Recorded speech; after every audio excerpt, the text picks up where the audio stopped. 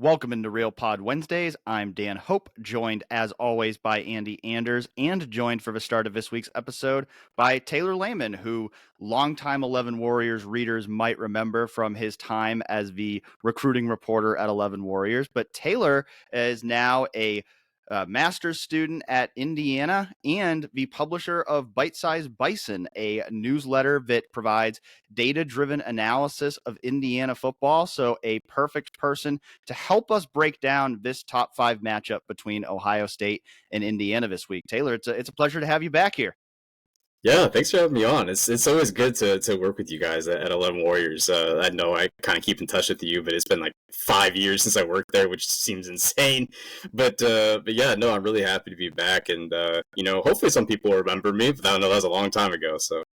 Time really does fly. It doesn't feel like it's been 5 years already, but you are certainly in the midst of an exciting season covering Indiana over there. We were joking off air before we started. I don't know that I would have guessed before the year that we would have been having you on a podcast to talk about a 10-0 Indiana team coming to Ohio State. I think we all thought Indiana would be better than the preseason projections, but I don't know if anybody other than Curt Cignetti himself predicted that this was going to happen. Just what has this been like to cover, Taylor? It's been really interesting because before the season began, we knew that people around the program knew that they would be better, like you said, because Curt Cignetti was coming in. He was bringing a lot of his JMU team with him. It kind of felt like something we hadn't really seen in college football a lot, which is also kind of happening in Washington, where a new head coach is bringing not just himself, but his system with him and a lot of the players as well. And I thought that was interesting and also signaled some success. What could the staff do with some Big Ten talent? And so there was optimism, and a lot of fans were looking at the schedule, and people have been talking about Indiana's schedule online, but they were looking at the schedule and they were like, this is like going undefeated in that first bye week, being 6-0. I'm like, okay, come on, I was also optimistic, but I also understand how difficult it is to go undefeated in college football, and you guys know that as well. So I was trying to hedge my optimism coming into the season, and I was like, okay, you know what? I think 7-5 is a good expectation. Week 7 passed, and I was like, all right, sure. That's awesome. I've joked with Andy because, I did a piece for 11 Warriors before the season, kind of predicting the records for every team. And I picked Indiana to go 6-6. And it was kind of the same thing. So I was telling people, I'm like, I think Indiana is going to be better. I mean, they were ranked, I think, the second lowest odds, only above Purdue before the season to win the Big Ten. And I'm like, I think Indiana, I look at their roster, I think they're going to be pretty good. But I'm like, 6-6 feels about as bold as I can go when people are saying they're going to be the second worst team in the Big Ten. And then 6 weeks into the year, I'm like, God damn, I wish I would have been a little more bold with that, because, now it feels like I was hating on them when I was actually trying to give them some love. But I think that leads into a good question, because you made the point that Indiana, I think a lot of people are going into this game wondering, okay, how good is Indiana actually? Because, I think we can all agree they are good. I don't care who you're playing. If you are 10-0, you're a good team. But Indiana hasn't played any team that is ranked right now. I believe the best team they've played in terms of record is Washington, who is 6-5. And so this is going to be a huge step up in competition for Indiana coming to Ohio State this week.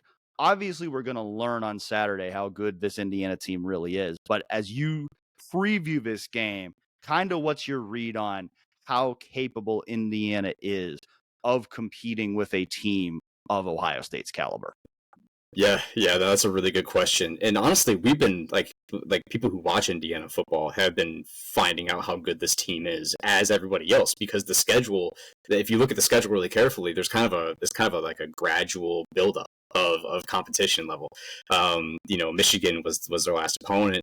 And Washington might be slightly better than Michigan. I mean, they literally beat Michigan. So, but we've been learning new things about this team each week, and that's kind of a part of a year one experience. So, but yeah, I mean, like you and I were saying before we started recording, Dan, there's not a ton of talent on this team. It's more the system itself and the familiarity with a lot of these players have with that system, the culture that they've built here in such a short time.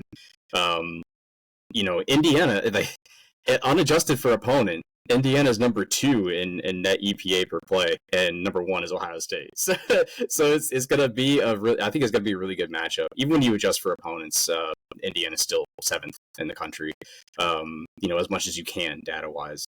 But yeah, I mean, the thing that I have been going into these games with is just how impressive the staff has been in preparation and mid-game adjustments and adversarial adjustments against the opposing staffs and coaches. It's been really impressive watching them. This is not like, I know that Ohio State in several years, recently they've played some good Indiana teams. Like Indiana has played Ohio State pretty tough several times.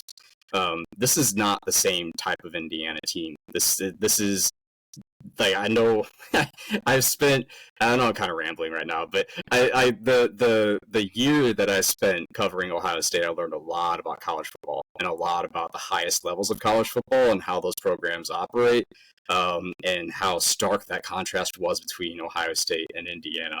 But I will say Curt Cignetti and the way that he approaches it and the way that he, operates during games, the way that he gives messages to his players and coaches, the standard that he sets, like the unapologetic standard that he sets, it feels a lot more like that Ohio State vibe than that Indiana vibe. And so when he said New Indiana, I started to believe it as the season's gone on. I've been a Curt Cignetti fan since I saw him at Big Ten Media Days. I think anyone who watched some of our content around that time would probably attest to that.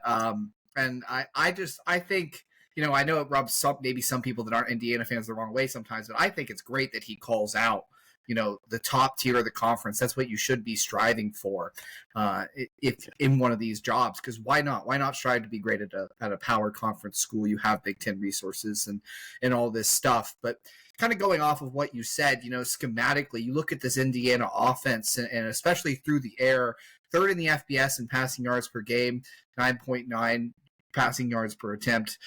You get a quarterback in Curtis Rourke who has a lot of experience in from Ohio, and he is having, I think, probably even his best year as a college quarterback despite the raise in competition. What's made this offense so dangerous through the air? The offensive line. It's actually really interesting because that's not something that you've been able to say about Indiana since maybe 2015 when Nate Sudfeld had his big year. They had Jordan Howard and Devine Redding, 2,000-yard rushers in 2015.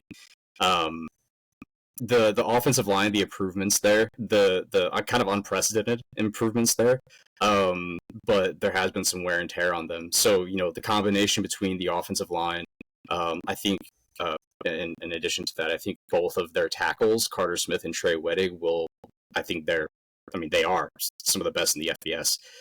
So that's that the offensive line's been huge, but you need the offensive line for the system to work. And the system that they have in place just they're so deep at wide receiver, even though they've had some transfer portal guys already.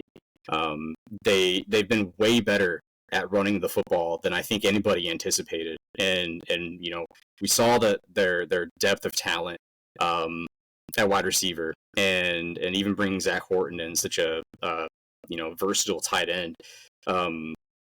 Everybody expected them to pass a ton and be very similar to that 2019 season.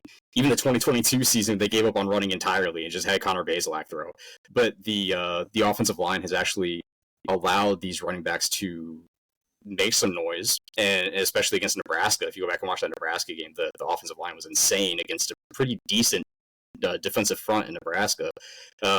So the offensive line's been huge, but yeah, the system. I mean, Mike Shanahan, I think, if he does leave Indiana this year, I think that the toughest task in college football is going to be replacing him at Indiana because his stuff is just really, really, the well is deep, and it just feels like each week we see something new from him, and I feel like we're going to see something new from him against Ohio State too. And so, we saw there are some things that they did at JMU that they haven't done at IU yet. And so I think, I just think the staff is just extremely good. They have Tino Sinceri as their quarterback's coach, and he works closely with Mike Shanahan and setting up this offense. Curt Cignetti's an offensive-minded guy.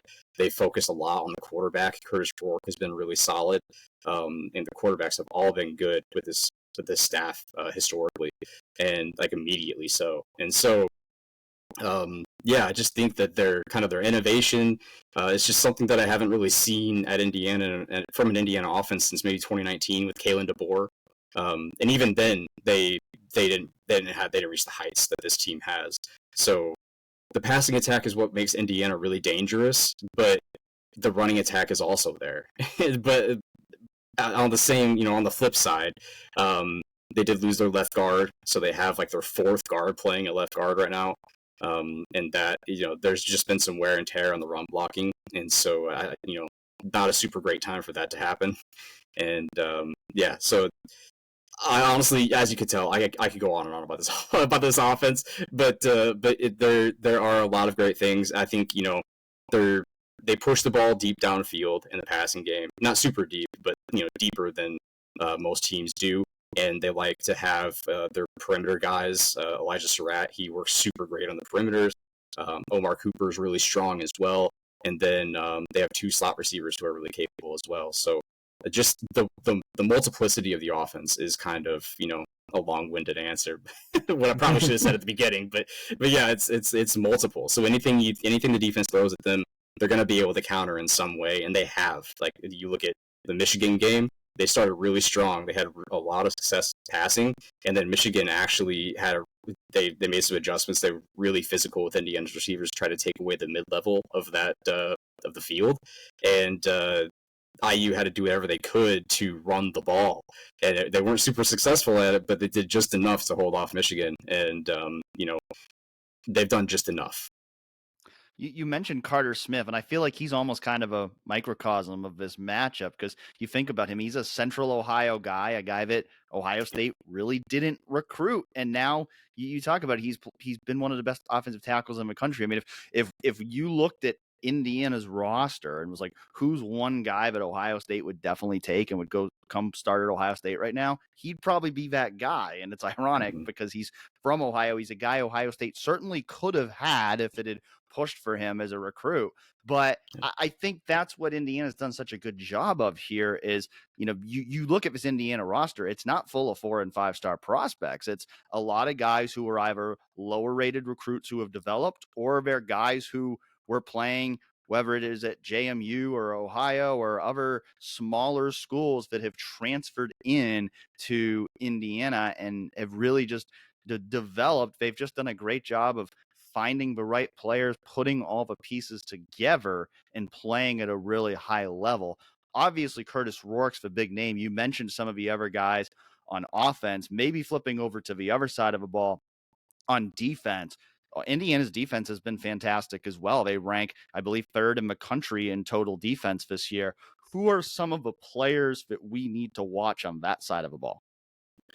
The first one that comes to mind, especially with some of the pass protection concerns for Ohio State on the edges, is Mikail Kamara.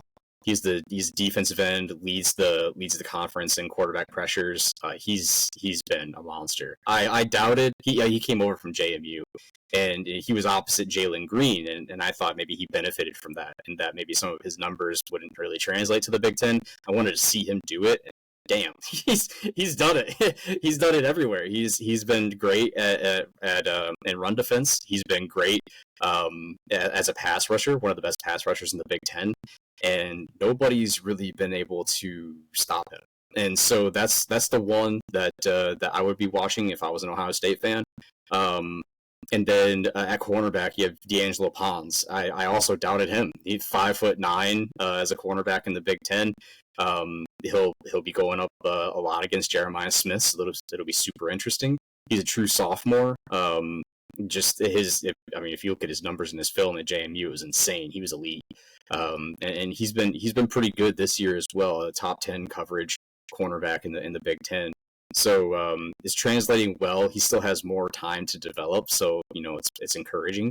But I would say also the two linebackers, Jalen Walker and Aiden Fisher. Aiden Fisher's really solid in run defense, and then Jalen Walker is just a freak athlete. He was actually on the freaks list, Bruce Feldman's freaks list, and it's translated. I think we could still see some more explosive plays from him, but he definitely makes his presence felt.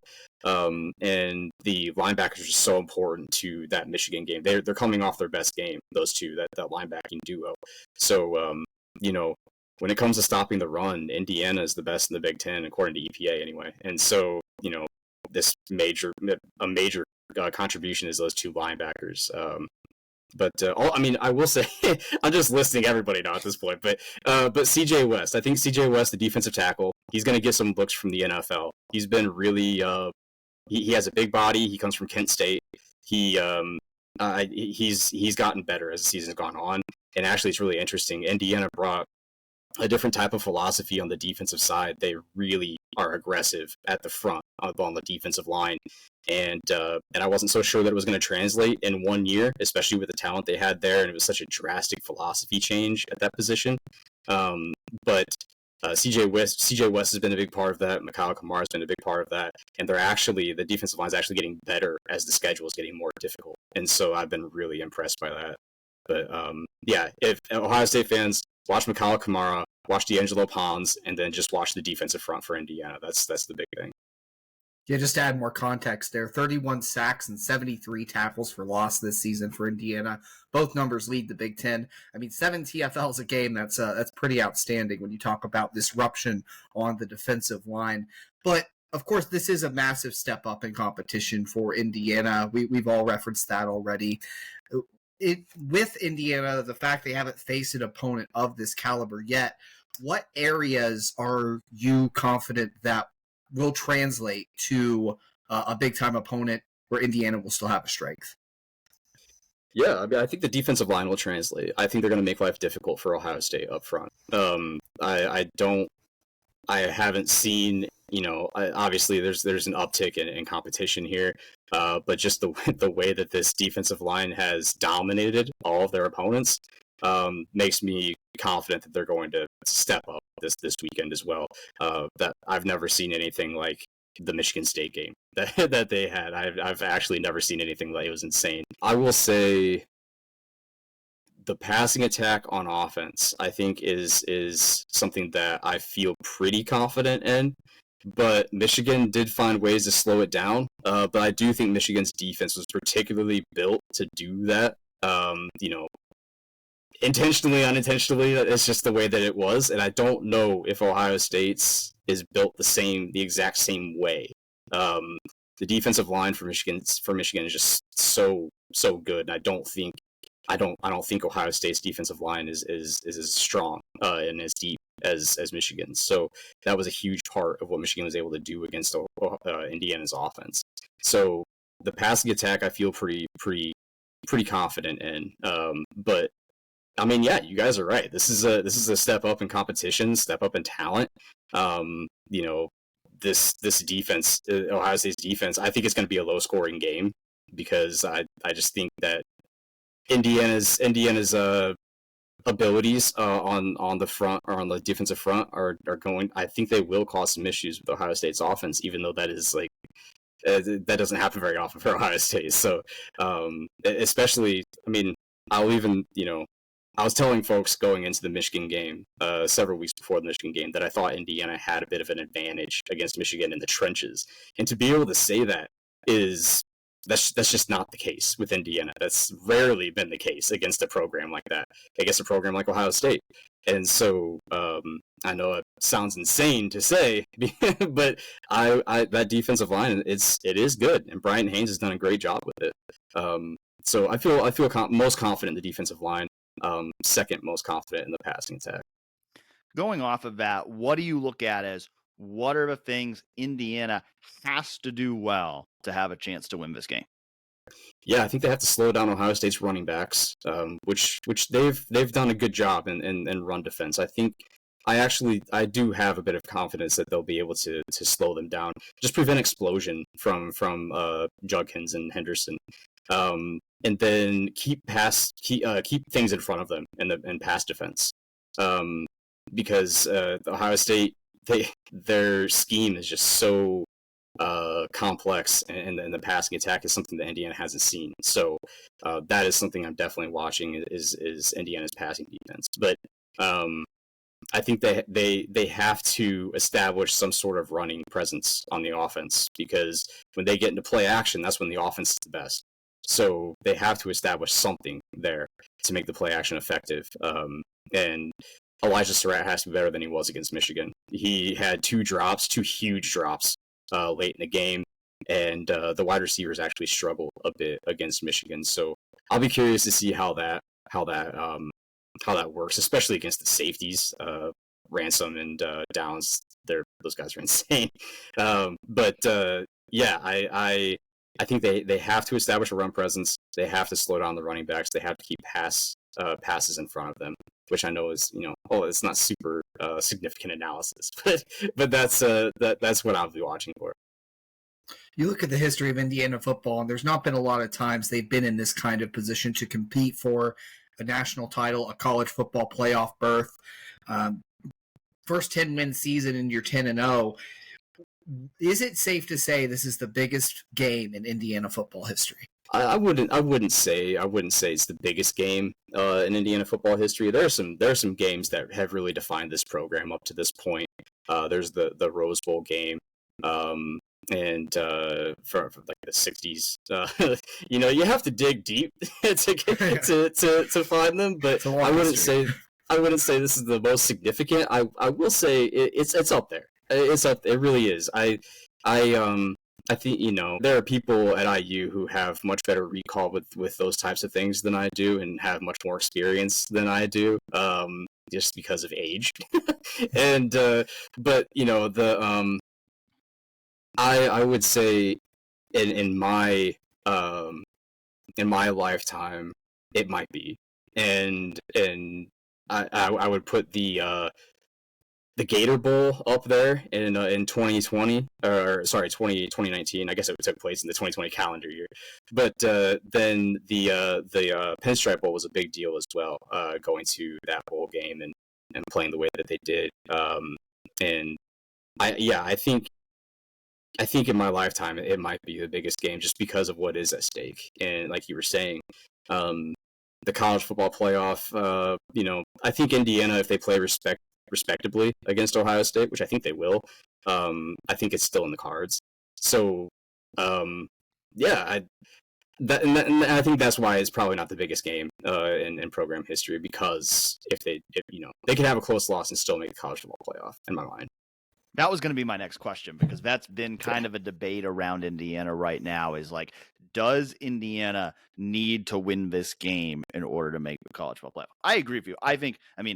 If we assume Indiana's going to beat Purdue next week, which they certainly should based on the way Purdue's been playing, in my mind, you cannot leave an 11-1 Indiana team out. It certainly helps if you at least make this game competitive. But in my mind, Indiana should be in the college football playoff, regardless of what happens this weekend, as long as they beat Purdue next weekend. What's kind of a vibe like just among Indiana fans? Like, is there a bit of a feeling of disrespect right now that Indiana's 10-0 and yet people are still talking like if they lose this game, they might get left out? Oh yeah, for sure. I will say though that the Indiana fans, they remember 2020 and the way that went down. I will say there's no shock, that the SEC and fans of the SEC and pundits are acting, the way that they are. I will say that the Indiana fans, there's somewhat of a confidence, not necessarily in beating Ohio State, which obviously, all fans think that their teams can win every game, but it's more that that Indiana has. I think what's giving them confidence is that the committee has not necessarily responded to this discourse between the SEC and the Big Ten, and possibly leaving Indiana out. Indiana's 5th right now. Like, that's it's notable, and so I think that gives them confidence, strangely. And but I also think that you know, Indiana passes both the eye test and the analytics test. Like the first thing that comes to my mind when I think about what separates Indiana from the teams that they have played. I mean, they're winning their games by like 30 points per game, which is larger than some, or more than some teams are scoring offensively. Like most teams, actually. At one point, their margin was larger than the points per game totals for all but 30 teams, I think. So they're crushing the teams that they're playing. But the first thing that comes to my mind is the end of the Washington game. It was here, the game day game, and they were up by 14. And they just decided, you know what, we're just going to end the game here. There were 6 minutes left. They were deep in their own territory. They just ran the ball down Washington's throat. Washington has a decent defensive front. And they just ran the ball right at them and drained out the clock. They didn't even try to score. They just decided the game was over. They're just going to end it now. And I just thought that's what good teams do, especially against a team like Washington. Washington, like you said, they're 6-5. I still think they're a decent team. Analytically, they're a decent team. And to do that to them is, I thought that showed. That's when I really started to like think like, wow, this team, like, they might actually push for this, and here they are. So yeah, I think that there's just a lot of evidence to suggest that Indiana belongs here, and I could see, I could concede some ground if they have somewhat of an embarrassing loss to Ohio State. But if it's a close game, which I think it will be, I think even if they lose, I think Indiana is okay. You said close game. Dan and I are going to give our score predictions at the end of the show. How do you see this game playing out? And give a score if you have one. Yeah. I haven't really thought about a score, but I'll say that I think it's going to be a defensive game. I think Indiana has, like, honestly, surprisingly to me, their defense has really been sometimes what they've been able to lean on, and so I think Ohio State's defense is super, super strong. Indiana's going to struggle. I think it's going to be I'm a football nerd, man. I like watching these coaches go back and forth and watch the adjustments that they're making, and it's been so much fun finally seeing this as an Indiana observer. I don't really call myself a fan, but an Indiana observer. Just seeing like actual competent adversarial gameplay has been so much fun. So I think that the coaching gap is a little closer than people would assume between these two teams. And defensively, I think that's where both these teams will shine. And maybe one of them hits 20 points. I just think it's going to be very low scoring. So if I were to give a score, I'll say 24-17 Ohio State. Well, Taylor, we want to thank you so much for your time. Great insight on Indiana football. Let everybody know where they can find your work. Yeah. Bite-Sized Bison. I know it's a weird name. The Bison has something to do with the Indiana program. So Bite-Sized Bison. The link is at Substack. So bitesizedbison.substack.com. I do some Big Ten stuff there too. It's not just Indiana. So if anybody wants to go explore that, it's feel free. Yeah, I know I read just before we started here, you're going to have a big Ohio State Indiana preview on Thursday, and that is going to be free for everyone to read. So, while you're checking out what we have to write on 11 Warriors, make sure you're checking out what Taylor has to write on Bite-Sized Bison as well for the Indiana perspective of this top 5 matchup. Taylor, so glad that you could join us today. Thanks so much, and I'm sure we'll be in touch and enjoy the game on Saturday. Yeah, thanks for having me on. Well, we recorded that segment with Taylor before Seth McLaughlin suffered his Achilles injury, as was reported Tuesday night. And so I would have to say I was feeling a little bit more confident that Ohio State would beat Indiana then than I am now. I still think Ohio State will beat Indiana, but certainly the challenge that we already knew it was going to be of playing the Hoosiers ramped up even more now as Ohio State has to break in a new starting center for this game. Absolutely. And Taylor talked about how good Indiana's been in the trenches this year. Big games are won and lost in the trenches. And I was feeling good about just the fact that Indiana's defensive line hadn't really seen a challenge to the level of Ohio State's talent.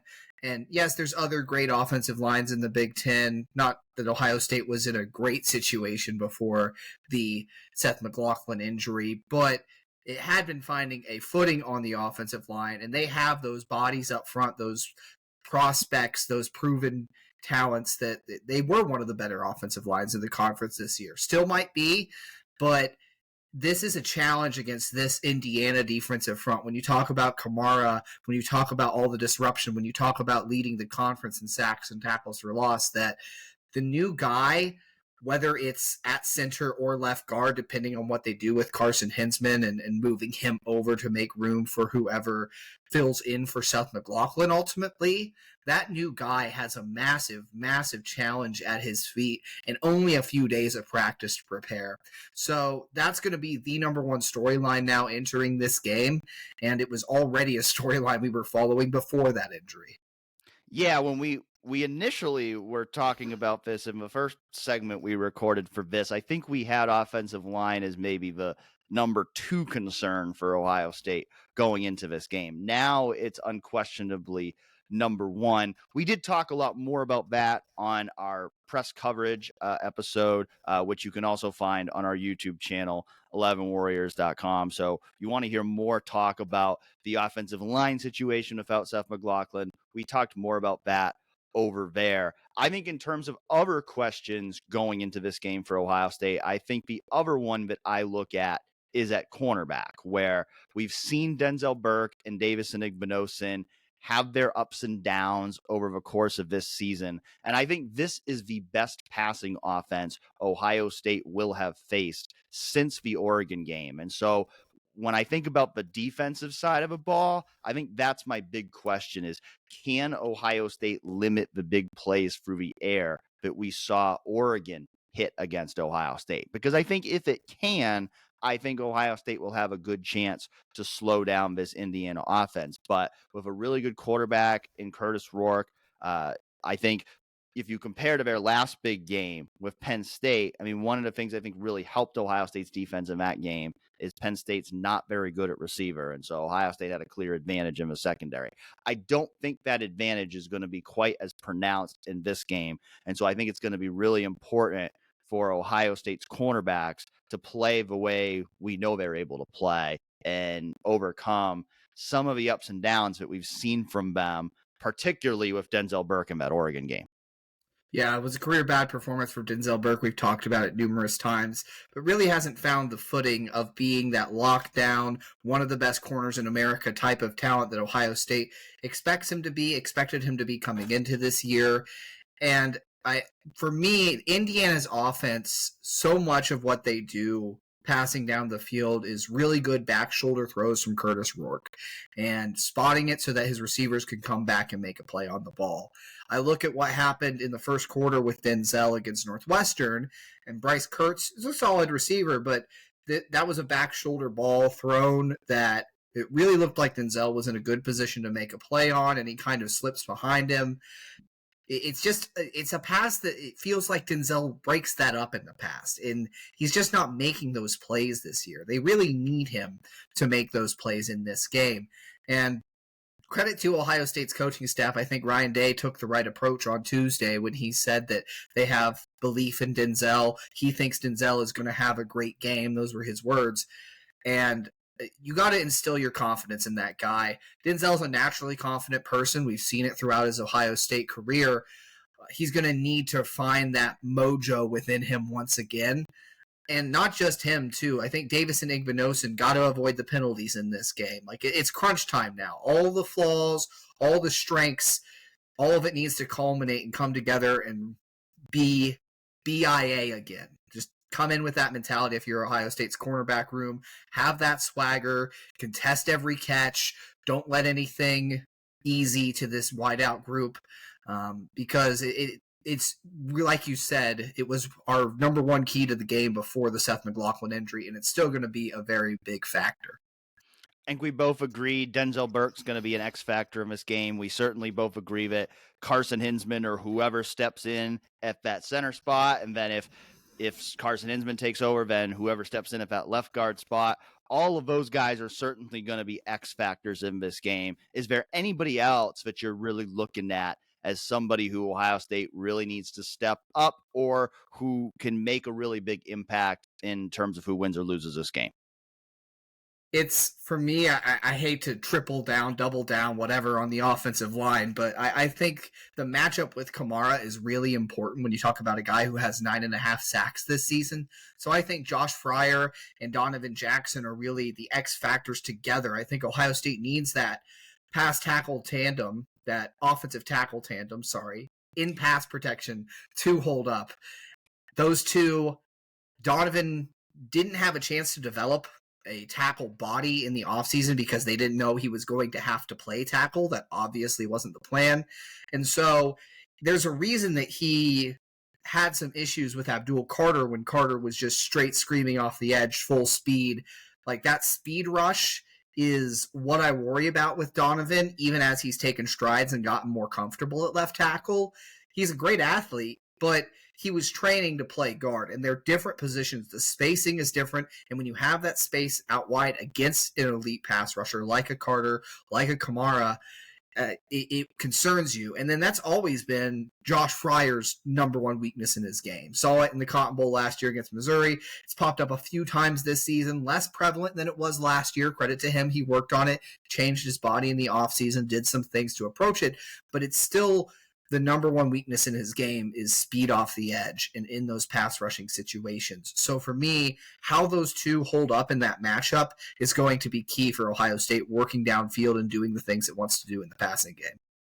The other guy I'm going to highlight is Jack Sawyer, who I think is starting to become Mr. November for this Ohio State defense, because we saw it last year, finished the season really strong against Minnesota and Michigan, and then even in that Cotton Bowl against Missouri. And we're seeing it again. I think these last two games that he's had against Purdue and Northwestern have probably been his two best games of the season. And we're really starting to see him come on and wreak more havoc off that defensive end position. And you think back to the Oregon game, one of the biggest points of consternation with Ohio State after that game was the lack of pass rush, 0 sacks. We've seen them play better, but it's still these big games that remain the question mark for them. Even against Penn State, the pass rush wasn't quite where you'd like to see it to be. And so I think we talk about that pass defense. It's not just the corners and the secondary. It's also, can Ohio State get home? Can it make big plays in the backfield to get Indiana off schedule? And I think Jack Sawyer, the way he's playing right now, along with JT Tuimoloau, you want to see both of those guys really affect this game, make an impact on this game. And I think however they do could go a long way toward how Ohio State's defense plays and whether or not Ohio State wins this game. With that, it's time for our score predictions. Ohio State favored to win this game by multiple scores, despite the fact that Indiana is 10-0 coming into this game. We know that Ohio State, even with another significant injury, Ohio State still has the overall talent edge in this game, but we also know this Indiana team is really good. So when you think about all of that, Andy, what's your score prediction for this game? It's tough because I had to consider whether my score prediction changes with the Seth McLaughlin injury. And I think my thoughts on the matchup remain the same. I am very hesitant about the offensive line, yes, but I think Carson Hinsman has enough experience. Whoever that next guy is going to be able to play well enough alongside him. I think Ohio State's offense still holds up to what it was going to be, because in the end, I see a talent discrepancy in this game. Indiana hasn't played a team near the caliber of Ohio State this season, and while I think Indiana is a good team, I think they just don't have the players. And at the end of the day, all things being equal, the more talented team wins most games. And as long as Ohio State is executing and bringing its A game, and they've shown up in these big moments in the past, and I do think Ohio State's going to play maybe not its best game, but a really good game at least against Indiana in this game, as good as it's capable of. For me, I see Ohio State by 2 scores. I'm sticking with the same prediction I had before. Ohio State 34, Indiana 24. It's interesting because on Tuesday afternoon, I had checked the lines, and Ohio State was a 12.5 to 13.5 point favorite, depending on where you look. And as we re-recording this again late Tuesday night after the Seth McLaughlin news, the lines haven't dropped at all. Actually, on DraftKings, Ohio State was a 13-point favorite. They're now a 13.5 point favorite. And so at least the odds makers aren't necessarily looking at this injury as something that's going to have a major change, at least on how bettors are going to bet on this game. So I'm there with you. My prediction hasn't changed as a result of the injury, even though it is a significant injury. I am going a little bit more conservative than Yuvo in terms of I'm only picking a 1-score victory for Ohio State. I'm going 31-24 for the Buckeyes. In this Indiana team, while I don't know if they're quite as good as their record indicates, I do know that this team, coached by Curt Cignetti, they're going to fight. They're going to compete for 4 quarters. They are not going to make it easy on Ohio State. So I expect this to be a very close, very competitive game for 60 minutes. But I do believe at the end of the day, Ohio State's talent will win out. I think having the home crowd on their side is certainly going to help as well. I mean, this is a game. I think Indiana will come into this game believing it can win this game, but it's also going to be unlike any game they've played all year in terms of going on the road to play a top 5 team in a stadium with more than 100,000 people. And so I do expect Ohio State to prevail in the end, but am only going with a 1-score projection of 31-24 in favor of the Buckeyes. Lots more coverage of Ohio State versus Indiana to come on 11warriors.com. We want to once again thank Taylor Lehman for joining the show and giving us some great insight on the Hoosiers. Stay tuned with us all week for more coverage as we prepare for the Buckeyes to host the Hoosiers in a top 5 matchup at Ohio Stadium Saturday at noon on Fox. College Game Day will be there. Big Noon Kickoff will be there. We'll be there too for a huge game for the Buckeyes. And we hope you all enjoy it. And we'll talk to you again next week.